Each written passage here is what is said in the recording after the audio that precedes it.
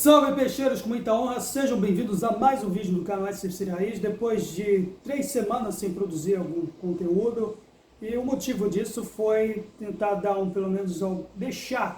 dar um desfecho dessa novela que acabou se tornando aí desde o fim da temporada oficial do Santos de 2024, que culminou na saída do Carille, e para uma procura incessante pelo sucessor dele.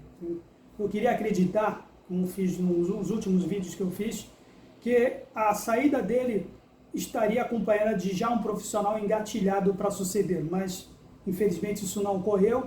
Tivemos essas trapalhadas que a diretoria acabou protagonizando para o torcedor, as voltas de 4 nomes de treinadores cotados que se acabou terminando aí, dando um desfecho para o anúncio do Pedro Caixinha, ex-treinador do RB Bragantino, como finalmente um novo treinador do Santos Futebol Clube, que foi anunciado na coletiva de imprensa patrocinada pelo presidente Marcelo Teixeira, na qual esteve do seu lado o novo diretor de futebol, que é o Pedro Martins, que veio recentemente do Botafogo do Rio de Janeiro. Eu queria citar aí pelo menos 3 episódios que, com essa novela terminada, que eu queria deixar registrado aqui, como torcedor do Santos, a imensa capacidade que a diretoria tem de tentar rebaixar a imagem do clube como se fosse realmente sadomasoquismo do Futebol Clube, nesse episódio aí, nesse intervalo que ficamos sem um treinador e sem um planejamento realmente definido, ao contrário do que transpareceu Marcelo Teixeira até numa entrevista que ele chegou a dar, que ele já tinha engatilhado um treinador, que no fim não teve treinador coisa nenhuma, né?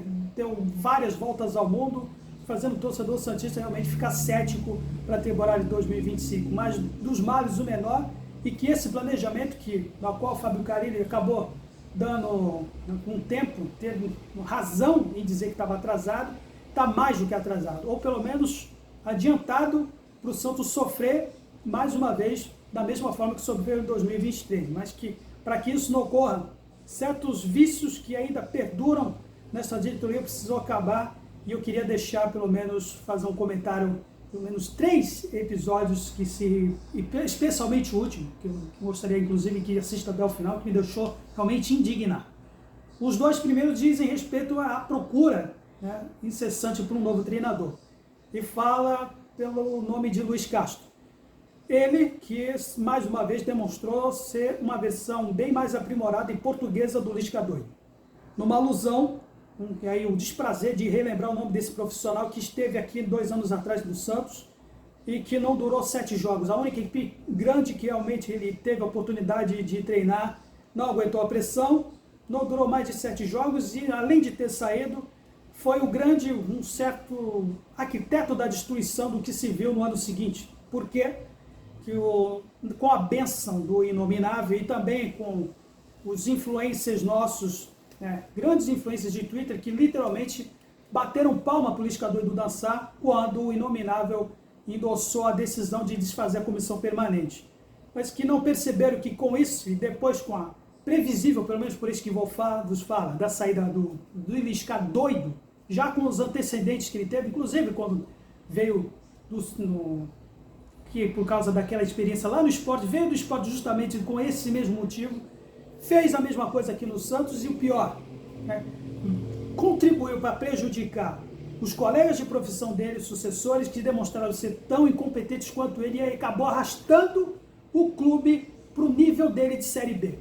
E o que se viu todo mundo sabe, mas cada um que tem a sua opinião a respeito. Mas voltando ao Luiz Castro, em termos de atitude, como já demonstrou no Botafogo do ano passado, que também não durou 3 meses porque teve uma proposta no Oriente Médio, uns centavos de dólares a mais, abandonou o clube. Esse é o tipo de profissional que a diretoria do Santos tentou confiar mais uma vez, dar as chaves do CTR Pelé, mesmo tendo um antecedente de um outro profissional com esse mesmo tipo de atitude. O outro, na segunda posição, diz respeito aos treinadores argentinos. Aí vai realmente uma direta ao Alexandre Galo, nesse ponto.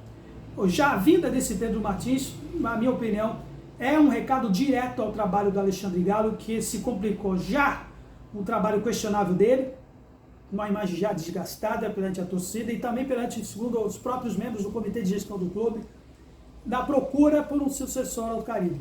Quando ele foi para a Argentina, repetindo o mesmo feito que ele fez no ano passado, quando tentou contratar um jogador da Itália, um argentino, Rodrigo Pereira, e veio aqui de mãos vazias, aí veio com Morelos, veio com Maxi Silveira.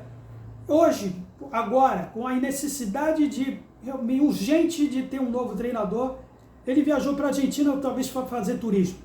E não vou dizer assim, acreditar os trabalhos só do Galo, mas a responsabilidade também pode ser compartilhada ao Marcelo Teixeira, quando, na entrevista que ele deu, dizendo que ele tinha já um treinador já engatilhado, mesmo sem ser sabido o nome, a declaração dele ecoou lá no Vélez Sarsfield com o treinador Gustavo Quinteiros, que parece que não gostou nem um pouco, né, que ele já com tratativas ainda de renovar com o Vélez Sarsfield, ainda está em tratativas, mas que esfriou as negociações justamente por causa dessas declarações do Teixeira. E o Galo, parece que, pelo que se apura, muitos não gostam da maneira como ele negocia os contratos, os novos atletas para o Santos.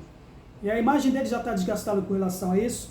Também a procura pelo treinador do Racing, que recentemente renovou com o clube e que foi anunciado em pompa que o Santos estava cogitando também o treinador do Racing para suceder o Fábio Carille aqui no Santos e que não se concretizou. E o trabalho, mais uma vez, está sendo feito de realmente desgastar a imagem do clube por causa da credibilidade, que fica realmente arranhada perante o torcedor, perante também os outros profissionais, quando sempre se ventilam nomes que acabam não se concretizando. Então, vale como registro isso daqui também. E o último, que realmente foi, sabe, e foi o motivo principal de eu não ficar me segurando aqui para não falar alguma besteira e estar produzindo vídeos aqui. Não diz respeito aos treinadores, mas também logo na última rodada do Brasileiro da Série B. Depois que se vazou na imprensa o fato de que o Sport Clube do Recife, e com a permissividade da diretoria do Santos, permitiu que o seu Lucas Lima entrasse em campo contra nós sem que a equipe pernambucana pagasse a multa rescisória prevista no acordo. Essa leniência da diretoria acabou fazendo com que esse atleta, que eu já falei a respeito dele aqui, né, não só contribuiu para que conseguisse o acesso da equipe adversária depois de 2 anos para a primeira divisão, como as atitudes dele que fizeram até um grupo de torcedor, inclusive chegou a vazar um vídeo na internet reclamando da postura dele, fazendo ironias com a torcida do Santos, que ainda paga o salário dele, pelo menos metade do salário. Isso realmente demonstra que certas coisas dentro do Santos precisam, em termos de profissionalismo, acabar. Como que pode a diretoria permitir que um atleta que ainda possui vínculo conosco jogue uma partida sem que o acordo fosse cumprido, sem que realmente pagasse a multa? Tinha que bater o pé e deixar a multa. Se eles não tivessem dinheiro, que se dane, problema deles. Não, pior foi que dentro do departamento financeiro parece que havia um acordo com o esporte para que eles pagassem essa multa parcelada. Vê se pode um negócio desse. E que só não se concluiu, por ironia, por causa do Alexandre Galo. Olha que coisa absurda que, olha, eu fico realmente indignado quando sabia disso. Realmente me deixa realmente um pouco pessimista para 2025. Mas a única ponta de esperança é realmente que essa novela de treinador terminou e que agora, com o Pedro Caixinha, um sucessor agora no Carille, que depois de tantas voltas que se deu, que foi um dos primeiros nomes contados para se chegar ao nome do Caixinha como treinador, pelo menos agora o planejamento, a tal reconstrução realmente se concretize para que, pelo menos, não passemos o fim do ano que vem chorando por mais outro rebaixamento. Então, quanto a isso, galera, ainda estou fazendo aí os trabalhos para fazer os episódios relativos à Arena, estou produzindo ainda, recolhendo materiais, mas ao contrário da diretoria, pelo menos eu vou cumprir que agora vai sair pelo menos mais um capítulo para a torcedor realmente entender de fato o histórico desses desenrolados acontecimentos aí relativo ao novo estádio do Santos. Então, mais uma vez, Feliz Natal para todos e até a próxima. Santos sempre Santos. Valeu!